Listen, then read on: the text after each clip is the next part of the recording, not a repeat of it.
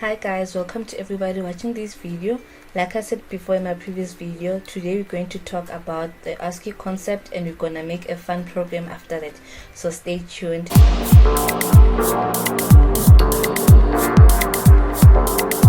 Before we start, please subscribe to my channel, like this video, comment in the comment section, and also share this video to anyone who you think might be interested in learning C++, and let's get right into it. So like I said in my previous video, today I'm going to explain the basic concept of ASCII table. This is strictly beginner friendly, so I won't dive too deep into it. Well, what is ASCII table? Well, ASCII table stands for American Standard Code for Information Interchange, and it is created to standardize the way of representing characters in your computer. So in ASCII table, each character has its numeric value or its number that it matches with. So for example, small letter A has 97, for example, and then capital letter A has 65.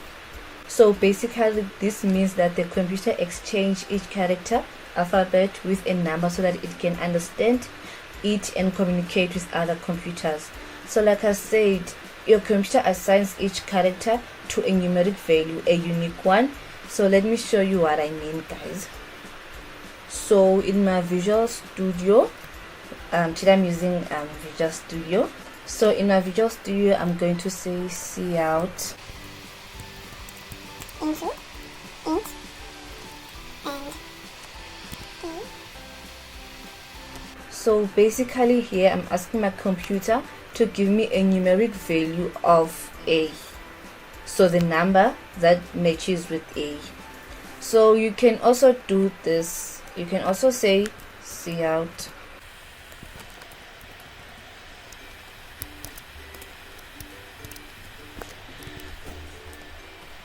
so this and this is the same thing. So this is called a casting operator. Basically what a casting operator does, it forces a data type to convert into another data type. So here I'm forcing this character A to convert into integer. So that's how you're gonna get a numeric value for A. So let's run this and see what it gives us.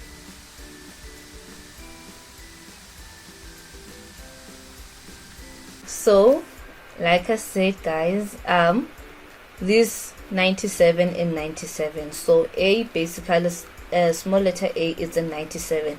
So I didn't put my n lines. That's why it's like this. So let me just quickly put my n lines.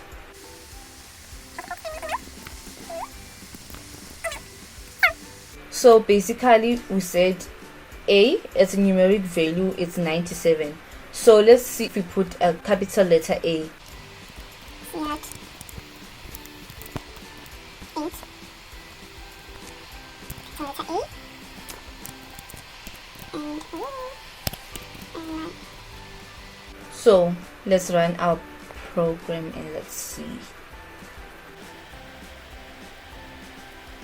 So as you can see, small letter A, it gives us 97, and capital letter A gives us 95, which basically explains what I was saying in my first video, Introduction to C++. If you haven't watched that, I'll put the link in the description below.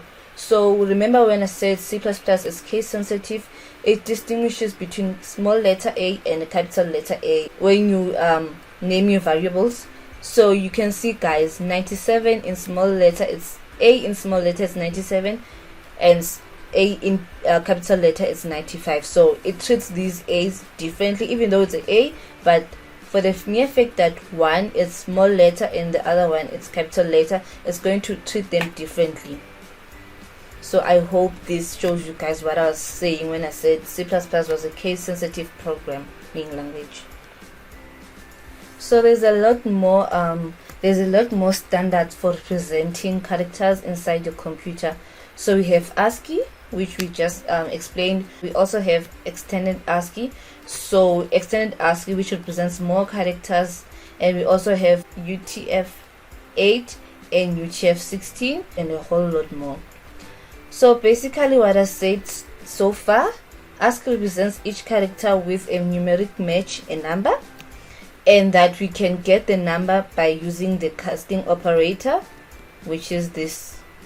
This is our casting operator, and by using the casting operator, and then we say the casting operator forces a data type to convert into another. So we forced this A to convert into a numerical form, which gave us 97 if I'm not mistaken. So moving on, you can also get a character match by using a number. So instead of putting A, we can put 97 and we're gonna get A. So let me quickly show you guys how we can do that.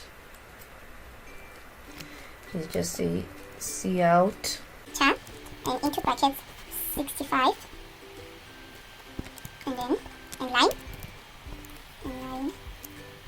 So instead of int, we used char because we want to get the alphabet or the character for 65. So in the previous example, we wanted to get the numerical value for A and we got it, and now vice versa, we want the character, the matching character for 65. So we're gonna use character as our data type and also 65. So remember, in my, I think it was my first video again, I said when we use numbers, we do not put quotation marks, but when we use characters, we put quotation marks. So here in 65 we won't put a quotation mark. So let's run this and see. So it gives us A. You see, so basically that's what ASCII tables are all about. So now we're gonna build a program that ciphers words into ASCII codes. So basically we're gonna cipher a 6-letter word. We're gonna ask the user to input a 6-letter word, so any word that has 6 letters, and we're going to convert that 6-letter words into an ASCII code, numerical one. So let's do that. So firstly we're gonna create character variables. So we're gonna say character, and we're gonna say C1, C2, C3, C4, C5, C6. So we have declared a variable, a character variable, and we gave our variable names, and we can also do this. So we can also do this and say character C2, character C3. But in this way, we like using a lot of space, and it's a bit tedious doing this, like a lot of writing character on each and every line. So that's why we can just put it in the same line, in the same command, since it's the same data type. So you cannot do this with different data types. You cannot put different data types. So as long as our variables are the same data type, we can just bind them by putting this comma. Okay, C3, C4, C5, C6. So like I said, we have declared our variable, our character, and then first we're gonna prompt the user to input their 6-letter word. So we're gonna say C out, please enter a 6-letter word. So here we prompt the user to enter a 6-letter word, and then we're gonna save that 6-letter word. So we're gonna receive what the user has input. So we're gonna use our cin command, and we're gonna say C1, C2, C3, C4, C5, C6, like this. So here we have declared our variable, our character type variable, and then we also gave our variable names C1, C2, C3, C4, C5, and 6. We prompt the user to enter a 6-letter word, and then we receive that 6-letter word. So we save it in here. So here we bind our variable names with comma, and then here we use this operator You could also say C in C1 and then C in this operator C2, C in this operator C3, but like I said before, it's a bit tedious doing that, so you can just bind it and put it in one command. So now what we left to do is to output our ASCII message to the user. So we're gonna say cout your ASCII message is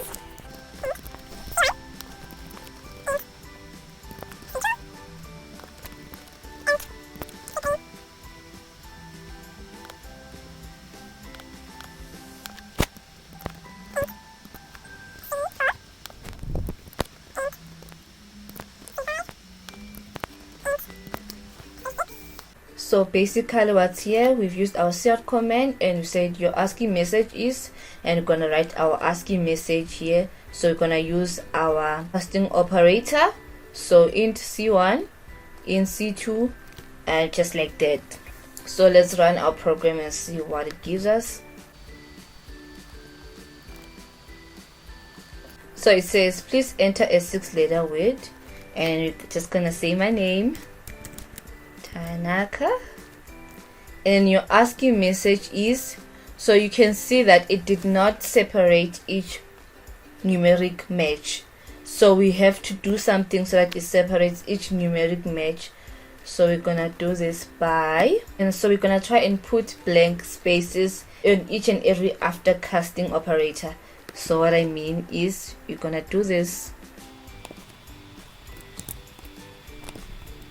So this is gonna act as a blank space, so it's gonna separate this and this. So let me just continue and do this for each and every casting operator.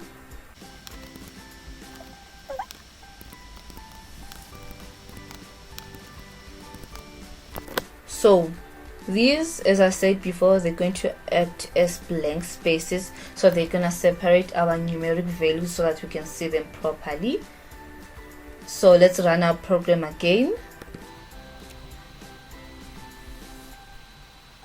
Please enter a 6-letter word. We're gonna put in my name, Tanaka, and then your ASCII message is 116, 97, 110, 97, 107, 97. So you can see these 97s are the 3 A's in my name, and then we also have 116, which is the T, small letter T. We also have 97, small letter A, 110, small letter N, 97A, and then K, small letter K, 107, and 97, small letter. So let's see if we use capital letters. Let's see our output. So let's run again. And this time we're gonna put in capital letters, uppercase. So Tanaka. Then your ASCII message is 84, 65, 78, 65, 75, 65. So as you can see, the computer distinguishes between small letter and capital letter. Like I said, C++ is a case sensitive programming language, so it's going to treat as capital letter and a small letter differently. So yeah, so as you can see, we received some junk text over here, so we're just gonna put our system pause command. So we just say system, small letters,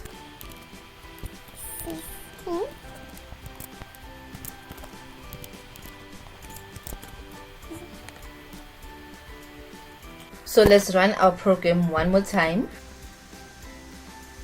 and it says please enter a 6-letter word. So now we're gonna put in my other name, Lerato, and then your ASCII message is 108, 101, 114, 97, 116, 111. So we don't have the junk text anymore, so our console is clear and beautiful. So let's recap in everything that I said. So I said ASCII represents each character with a numeric match, a number, and we can get a numeric match by using the casting operator, which is this one, which is this one. This is our casting operator, and I said a casting operator forces a data type to convert into another data type. So we forced a letter, a character, into a number, into a numeric number. And then we also did our little fun program over here, which we created a character variable, named each letter C1, C2, C3, C4, C5, and C6, and then we prompt the user to input their own letters.